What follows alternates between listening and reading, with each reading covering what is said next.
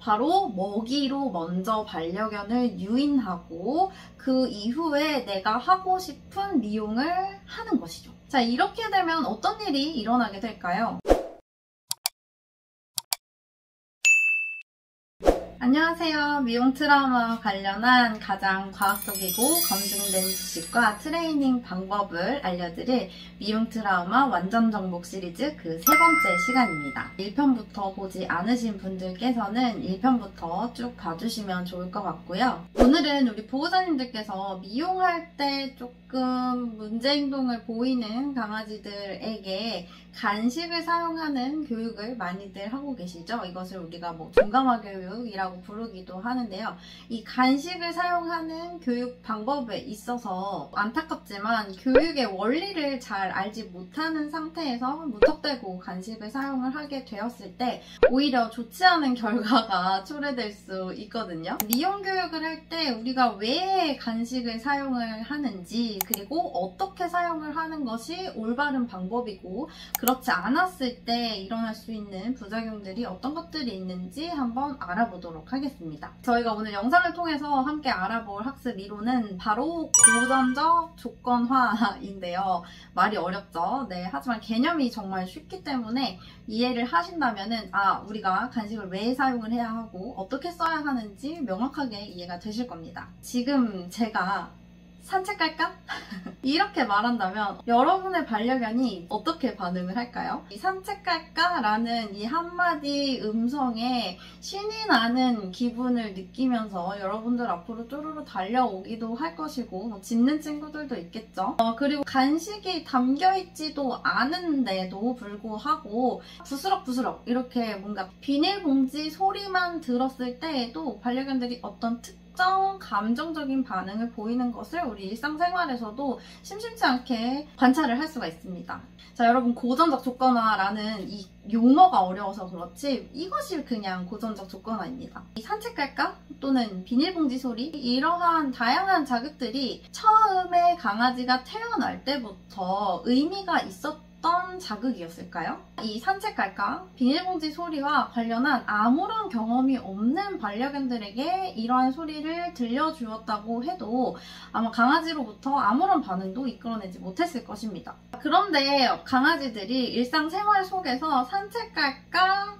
다음에 뒤따라왔던 어떤 경험들, 그리고 비닐봉지 소리가 들린 이후에 뒤따라왔던 어떤 경험들, 이러한 경험들을 통해서 이 아무런 의미가 없었던 산책 갈까, 비닐봉지 소리, 기타 등등의 자극들의 감정적인 반응을 학습을 한 것입니다. 이것을 우리가 조건화라고 하는데요. 자, 이렇게 고전적 조건화는 감정과 연관성이 깊은 학습 이론입니다. 문제는 이 고전적 조건화, 긍정적인 감정만 연결되는 것이 아니라는 것입니다. 바로 부정적인 감정 또한 어떤 특정 자극과 연결이 되면서 그 특정 자극이 나타나기만 해도 반려견으로 하여금 공포나 불안감 등을 유발시킬 수가 있는데요. 미용실이 있는 골목 앞에서 전혀 그곳을 향해서 걸어 들어가려고 하지 않는다든지, 동물병원을 가려고 차키를 집어들었는데 어떻게 강아지가 알고 갑자기 몸을 자기 집으로 숨기면서 공격성을 보인다거나 부들부들 떤다든지, 자, 이렇게 강아지들은 어떤 특정 자극 이후에 어떠한 결과가 주어졌는지에 따라서 부정적인 감정을 학습하기도, 긍정적인 감정을 학습하기도 합니다. 우리가 미용 트라우마가 있는 친구들에게 간식을 사용하는 이유가 바로 이 조건화 때문인 건데요. 조건화를 하기 위해서 미용 자극을 먼저 제공을 하고 이후에 반려견으로 하여금 긍정적인 감정을 불러일으킬 수밖에 없는 먹이라고 하는 자극을 계속해서 연합학습을 시킴으로써 미용 도구 클리퍼가 나타났을 때 무서운 감정이 아니라 먹이를 연상케 하는 그 감정을 연결시키기 위해서 우리가 간식이라는 도구를 사용을 하는 것 뿐입니다. 많은 보호자님들이 집에서 혼자서 하시는 트레이닝에 실패하는 이유가 바로 여기에 있으니까 지금부터 집중해서 잘 들어주세요. 고전적 조건화를 통해서 의미가 부여된 특정 감정 반응을 우리는 조건화된 감정 반응이라고 부릅니다. 그런데 이 조건화된 감정 반응을 일으키기 위해서는 먹이를 제공하는 순서가 굉장히 중요한데요. 그런데 많은 분들이 이 조건화가 되기 어려운 순서로 먹이를 제공을 하고 있습니다. 바로 먹이로 먼저 반려견을 유인하고 그 이후에 내가 하고 싶은 미용을 하는 것이죠. 자, 이렇게 되면 어떤 일이 일어나게 될까요?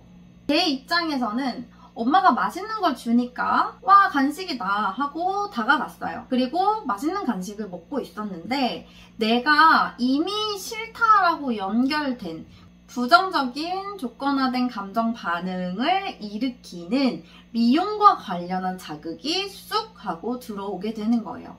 그러면 강아지 입장에서는 맛있는 먹이를 먹고 있다가 깜짝 놀라는 경험을 하게 되는 것이고, 이것은 미용과 관련해서 긍정적인 감정이 생겨라 라고 하는 이 원하는 감정 반응이 조건화되는 것이 아니라 먹이를 먹고 있는 강아지를 깜짝 놀라게 함으로써 먹이와 오히려 부정적인 조건화된 감정 반응을 만들어 버리는 이런 부작용이 뒤따라오게 되는 것입니다.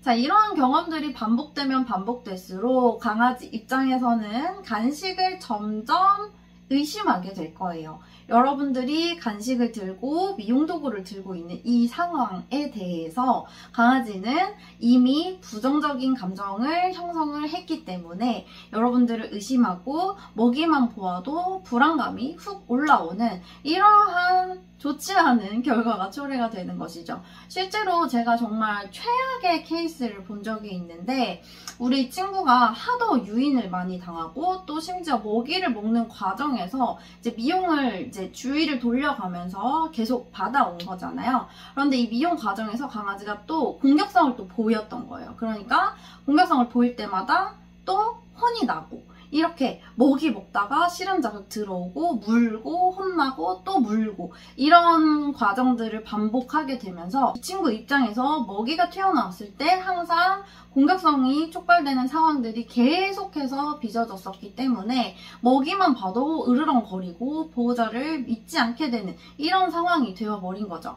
그러면 이 친구 같은 경우에는 미용과 관련한 교육만 했으면 됐을 것이 이 먹이와 관련한 감정부터 풀어나가야 되는, 그러니까 문제를 한 번 더 꼬아버리는 이런 상황이 만들어지게 된 것입니다. 반려견에게 먹이를 막 물려놓고 이거 줄게 이거 하자 라고 하는 것은 조건화를 오히려 거꾸로 먹이와 관련한 부정적인 감정을 만들어 버릴 수 있다라는 것을 꼭 유념을 해주시고요. 우리가 원하는 건 미용과 관련한 다양한 자극들의 긍정적인 감정 반응이 연결되기를 원하는 것인데, 이 고전적 조건화를 제대로 활용을 해서 간식을 사용을 한다면 미용과 관련한 자극이 조금이라도 먼저 제공이 되고 그 이후에 간식이 뒤따라 나와주는 것이 바로 올바른 방법이라고 할 수 있겠습니다. 주의를 해야 하는 사항은 우리가 고전적 조건화를 활용을 해서 강아지에게 미용과 관련한 자극에 대해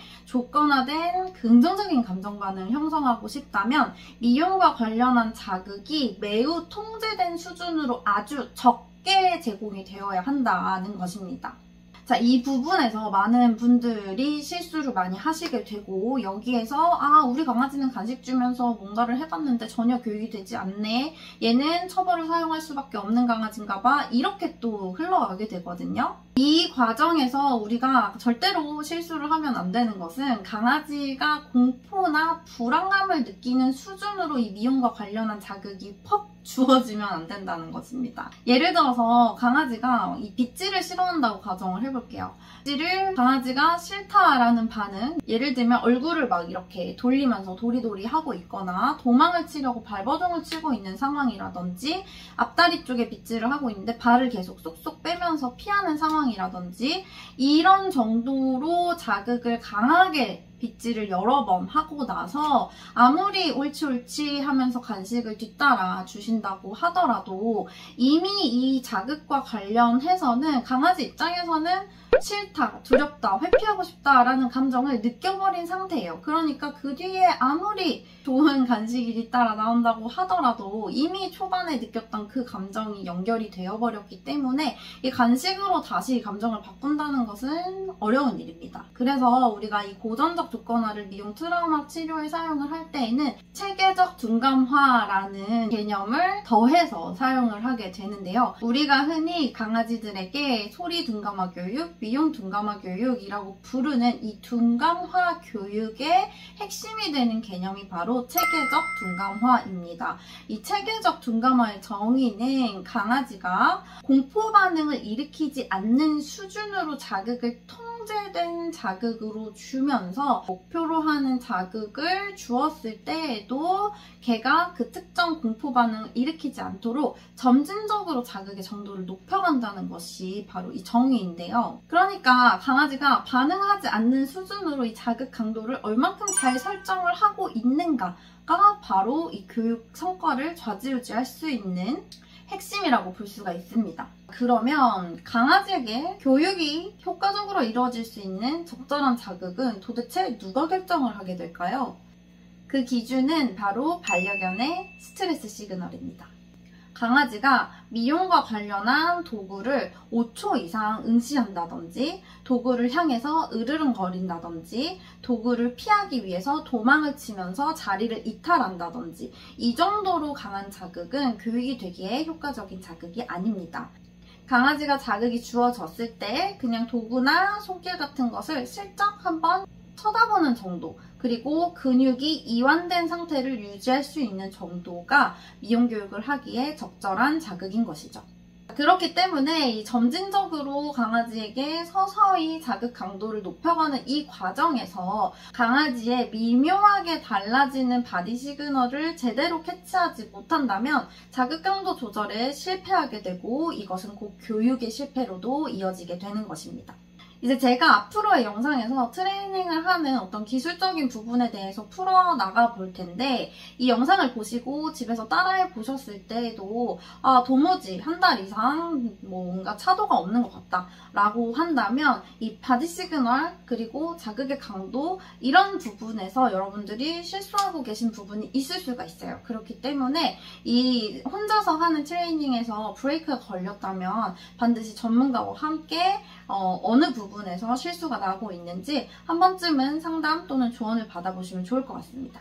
오늘은 미용 트라우마를 치료하는 가장 핵심이 되는 교육 이론 중에 하나인 고전적 조건화에 대해서 알아보았는데요. 정리를 하자면 우리가 간식을 사용하는 이유는 강아지에게 미용과 관련한 특정 자극에 긍정적인 감정을 연결시키기 위해서 간식을 사용하는 것이고 이 긍정적인 감정을 제대로 연결하기 위해서는 두 가지가 중요하다 말씀드렸습니다. 첫 번째는 먹이를 제공하는 순서입니다. 미용과 관련한 자극이 먼저 주어져야 하고요. 이후에 먹이가 뒤따라와야 하는 것이지 먹이를 먼저 물려놓고 강아지를 유도한 다음에 혐오 자극을 주시게 되면 이 먹이와 관련해서 오히려 부정적인 감정을 연결하는 이런 부작용을 초래할 수 있다라고 말씀을 드렸습니다. 두 번째로 주의해야 하는 사항은 바로 체계적 둔감화 개념을 고전적 조건화와 연결하자였는데요. 강아지가 견딜 수 없는 수준의 스트레스를 유발하는 강한 자극은 강아지로 하여금 미용과 관련한 자극에 긍정적인 감정이 아니라 부정적인 감정을 학습시킬 수 있기 때문에 자극의 강도를 반려견의 스트레스 시그널에 맞추어서 조절하는 것이 핵심이다. 이런 내용을 다루어 봤습니다. 다음 시간에는 반려견들에게 미용하는 과정에서 협조적인 행동, 바람직한 행동을 가르치는 학습 이론인 조작적 조건화에 대해서 배워보도록 하겠습니다.